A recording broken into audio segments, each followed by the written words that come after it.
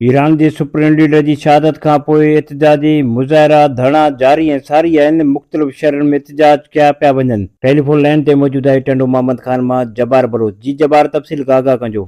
जी, टंडो मोहम्मद ख़ान में मजलिस वहदत अल मुस्लिमीन शिया तंजीमनि तरफ़ां ईरान जे सुप्रीम लीडर आयतुल्लाह ख़ामेनी जी शहादत जे सोग में रोडनि ते निकिरी आया। हज़ार कारकुननि जा एहतिजाजी मुज़ाहिरा धरना।